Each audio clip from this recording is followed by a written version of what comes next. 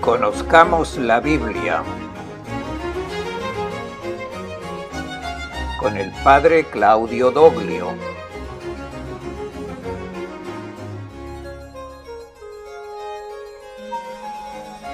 Hechos de los Apóstoles. En Antioquía nace una nueva comunidad cristiana.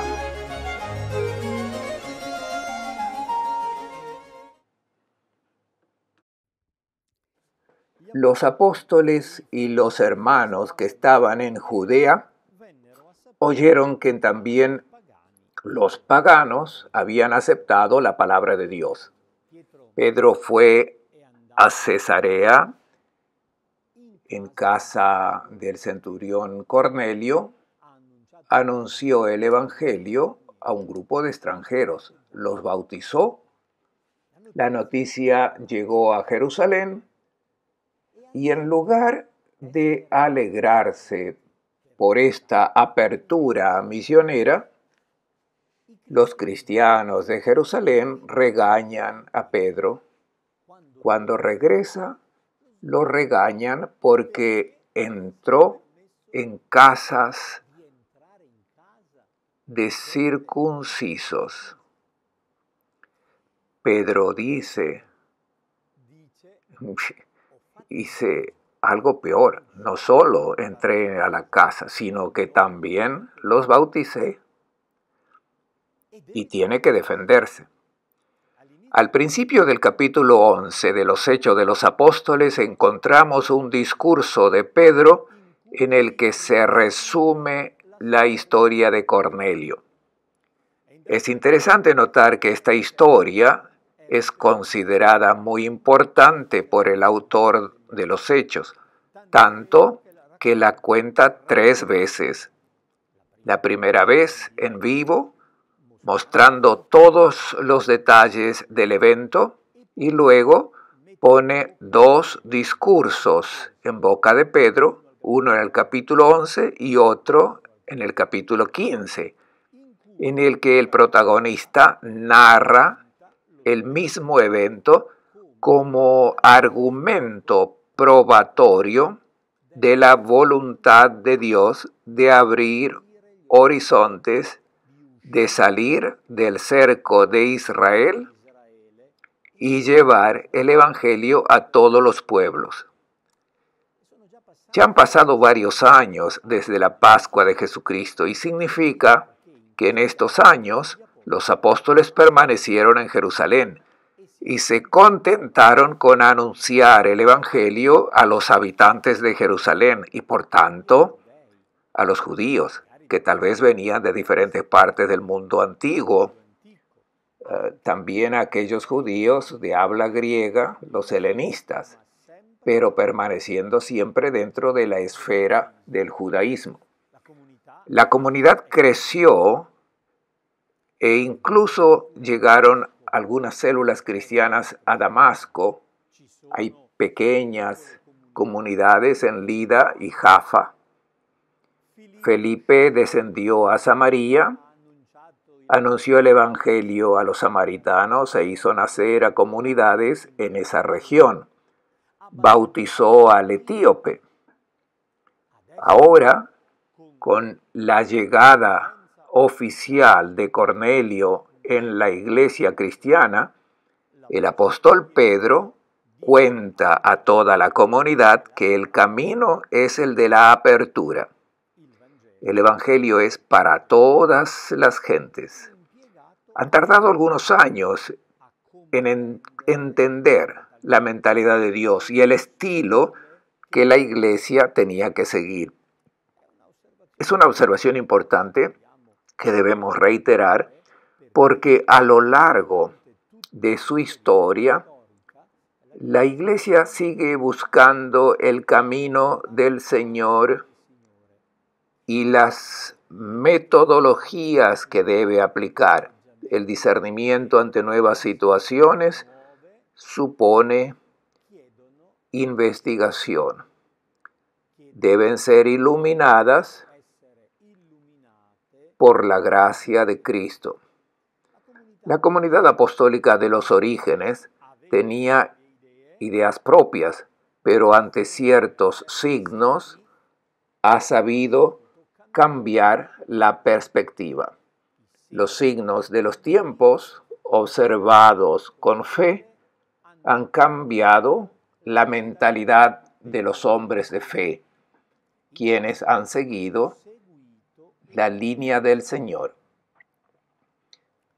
Después de haber contado extensamente el episodio de Cornelio, el relato de los Hechos, en el capítulo 11, versículo 19, retoma el hilo narrativo anterior. Recordamos que en la época de Esteban, en el año 36, estalló una persecución violenta contra el grupo cristiano, en particular contra los helenistas, los judíos de habla griega que se habían adherido a Jesús considerándolo el Mesías. En ese año el Sinedrio, teniendo todo el poder, lo aprovechó para eliminar a estos personajes considerados peligrosos.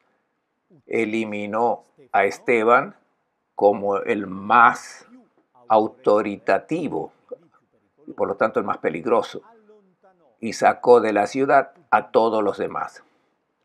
¿Y dónde fueron a parar? Aquí continúa la historia desde este momento. Los que habían sido dispersados después, durante la persecución ocasionada por Esteban, llegaron hasta Fenicia, Chipre y Antioquía, anunciando el mensaje solamente a los judíos. Hay una diáspora cristiana, o sea, una diseminación de creyentes que están esparcidos en las regiones alrededor de Jerusalén. Dicho así parece muy poco, pero en realidad tenemos que imaginar que estas personas perdieron sus hogares, sus trabajos, el entorno donde crecieron y donde querían vivir. Son exilados por la fuerza, son expulsados y por lo tanto pierden todo lo que era su entorno natural. Deben reconstruir sus vidas, tienen que encontrar un hogar, buscar un nuevo trabajo, reanudar el contacto social de relaciones y de amistades. Fueron pues situaciones dolorosas y fatigosas que duraron meses, años. Deben reconstruir una vida. Traen consigo esa fe cristiana que han madurado en Jerusalén y siendo de origen judío, mantienen ese hábito de relacionarse solo con los judíos y hablan de estas cosas religiosas concernientes al Mesías, por ejemplo, solo con los judíos, es decir, no fueron intencionalmente a buscar a otros para proclamar el Evangelio. Sin embargo, en la vida ordinaria es normal hablar de la situación de uno. Imaginemos el trato con los vecinos o los compañeros de trabajo. Estos cristianos enviados fuera de Jerusalén contaron por qué se fueron. Estaban perseguidos. ¿Por qué fueron perseguidos? Por una razón religiosa, porque creían que Jesús era el Cristo. Entonces, es posible que los colaboradores y los vecinos no fueran judíos y la palabra Cristo no significaba nada para ellos. Habrán preguntado qué quiere decir y sin pretenderlo, sin una intención programática de evangelización, anunciaron la persona de Jesús, su historia, su mensaje teológico. Y el Evangelio interesó a las personas no judías que estaban fuera del entorno bíblico, del conocimiento religioso tradicional. Se sintieron atraídas por la proclamación del Evangelio y pidieron algo más.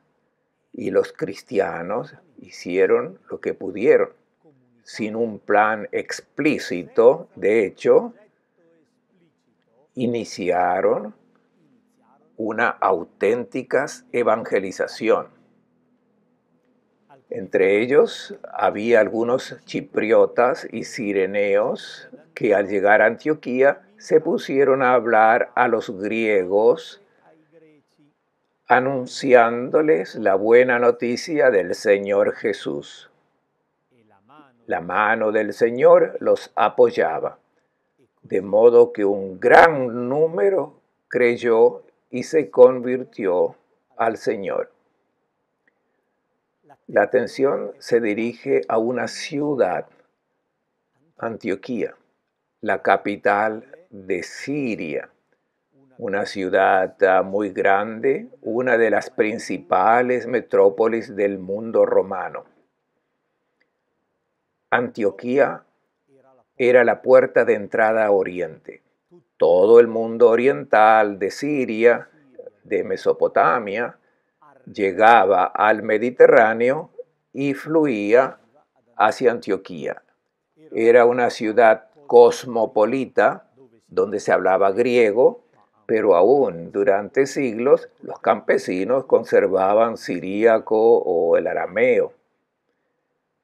En esta enorme ciudad, donde había gente de todas las razas, de todos los idiomas y religiones, un grupo de judíos que venían de Jerusalén dio a luz a una nueva comunidad de creyentes en Cristo. Lucas era de Antioquía. El narrador de los hechos probablemente conoció a Jesús en esta ocasión. Estamos en los años 40. La persecución había llegado en el año 36. Han pasado algunos años y después de este periodo de tiempo comienza a nacer un grupo cristiano.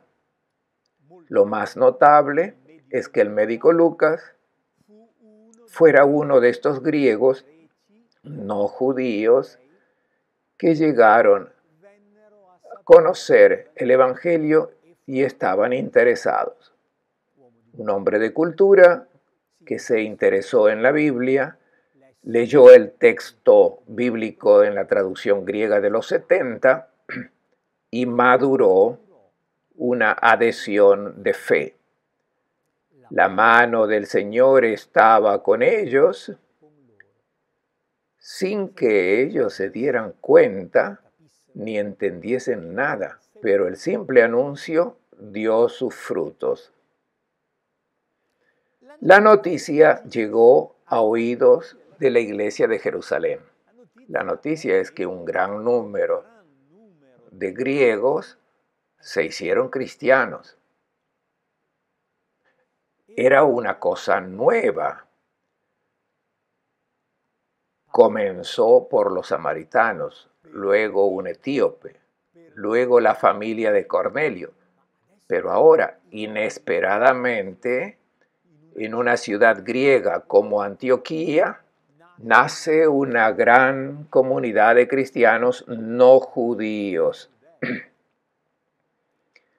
La comunidad de Jerusalén envió un inspector, un obispo, uno que tenía la tarea de observar la situación para verificar.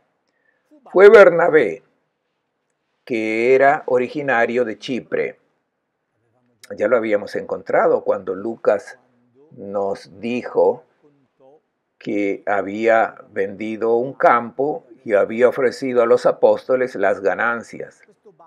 Este Bernabé, levita, por tanto, de ambiente saduceo, helenista, rico, se ha convertido en cristiano, y como Antioquía está frente a Chipre, uno de la zona podía ocuparse mejor de ese caso. Y Bernabé llegó a Antioquía, una ciudad de unos 700,000 habitantes, buscó ese grupo y asistió a algunas de sus reuniones y celebraciones. Al llegar Bernabé y comprobar la gracia de Dios, se alegró, y como era hombre bueno, lleno de fe y de Espíritu Santo, exhortó a todos a ser fieles al Señor de todo corazón. Bernabé vio la gracia de Dios. ¿Qué fue lo que vio? Vio la gente feliz, entusiasta, contentas. Vio que algunos griegos estaban felices de acoger la palabra de Dios, de las escrituras hebreas. Vio a hombres y mujeres deseosos de poner en práctica lo que el Señor les había enseñado. Encontró a personas que creían en Jesús, que habían puesto sus vidas en las manos de Cristo. Reconoció que eso era la gracia de Dios. Si no hubiera sido por la mano del Señor, eso no hubiera sucedido. Era un hombre lleno de Espíritu Santo y de fe, un hombre virtuoso porque vio algo diferente a sus propios gustos y lo reconoció como bueno. Él es de tradición sacerdotal y por lo tanto, naturalmente eso lo llevó a la separación y exclusión de los no judíos. Vio a los griegos, a quienes consideraba impuros, creyentes en Jesús, y vio que era una cosa hermosa, aunque su mentalidad decía por el contrario. Nos tenemos que dar cuenta de que no es fácil. Cuando uno tiene una idea, se ve una realidad diferente, difícilmente la juzga bien. Pero Bernabé era un hombre virtuoso, lleno de Espíritu Santo y fe, y por lo tanto fue capaz de ir en contra de su propio esquema mental y reconocer la gracia de Dios en la realidad, en esa realidad, incluso si no correspondía a sus gustos. Bernabé exhortó a todos a ser fieles al Señor de todo corazón. Se quedó voluntariamente en Antioquía. Juzgó que el evento era positivo y se dio cuenta de que realmente mucha gente estaba tratando de conocer a Jesús. No tenía los materiales. Tal vez trajo a Antioquía un texto escrito en hebreo como un primer borrador de evangelio. Tal vez una antología de dichos y de acciones de Jesús como instrumento fundamental para la predicación. No tenía nada más. Y hablar a mucha gente era algo imposible. Se dio cuenta de que necesitaba ayuda. Pensó y se le ocurrió una idea, una excelente idea. Allí cerca, pero bueno, no demasiado cerca, son unos 200 kilómetros, pero estaba dentro del área, estaba la ciudad de Tarso, donde Saulo se había retirado después de convertirse en cristiano. Recordemos que se contó su historia en el capítulo 9, cuando se convirtió en cristiano, se retiró a Arabia y luego regresa a Damasco, pero es perseguido, debe huir ir a Jerusalén. 15 días son suficientes. Encontrar que no tiene aceptación, los cristianos no confían en él, los judíos lo consideran un traidor, debe tomar el barco y volver a casa sin nada que hacer. Bernabé conocía a Pablo, lo estimaba. Fue él quien dio garantía a los apóstoles de que ese hombre no era un traidor, sino un auténtico buscador de Dios que había encontrado al Mesías. Pero Pablo se había retirado a la vida privada. Había regresado a su casa y había empezado a trabajar como artesano, tejiendo algunas telas, algunas esteras. Bernabé piensa que este hombre podría ser útil para esta misión de proclamar el Evangelio. Con muy pocas palabras, el narrador cuenta una historia extraordinaria. Bernabé marchó a Tarso en busca de Saulo y cuando lo encontró, lo condujo a Antioquía. Aquí hay una coyuntura decisiva en la historia del cristianismo. Esta es la segunda vocación de Saulo. La primera, en el camino de Damasco, fue convertirse en cristiano.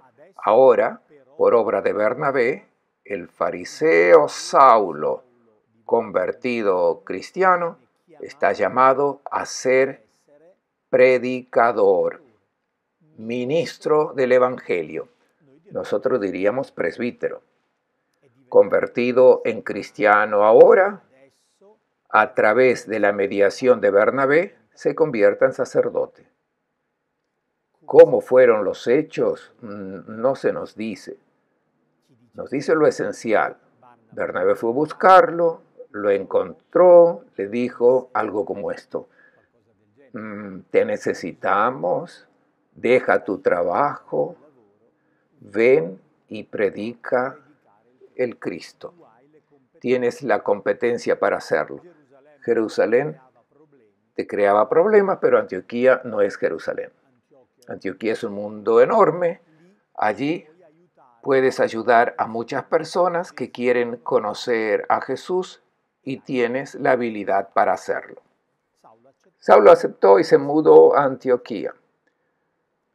Bernabé y Saulo se quedaron un año entero en Antioquía y evangelizaron a muchas personas.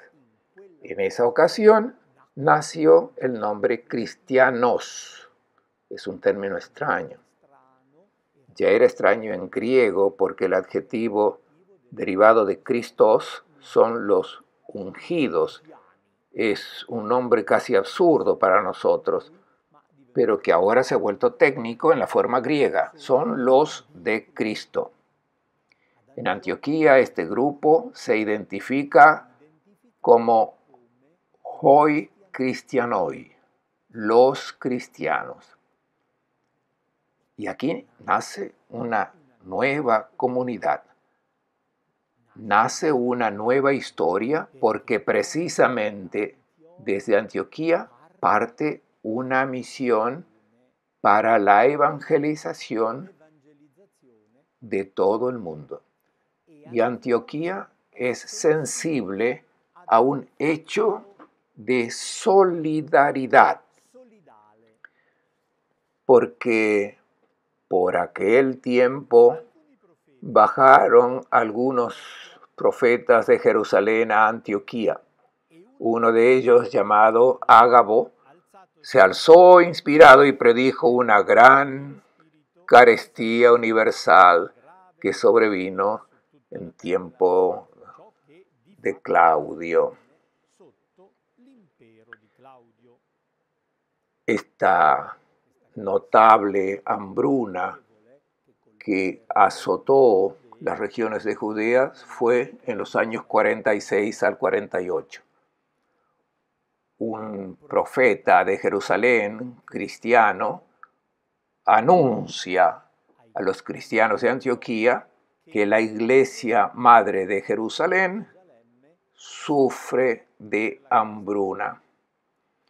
Habían reunido los bienes, habían ayudado a los pobres, ahora se han encontrado en una situación de indigencia, dificultad con la política de los gobernantes, dificultad con el hambre, y la comunidad de Jerusalén padece de hambre, es pobre. La comunidad de Antioquía decide ayudar a la iglesia madre de Jerusalén. Entonces los discípulos decidieron enviar cada cual, según sus posibilidades, una ayuda a los hermanos que habitaban en Judea. Y así lo hicieron enviando las limosnas a los ancianos por medio de Bernabé y Saulo. Los dos grandes apóstoles de Antioquía son enviados a Jerusalén para llevar esta contribución económica. Es un excelente ejemplo inicial de solidaridad entre las iglesias.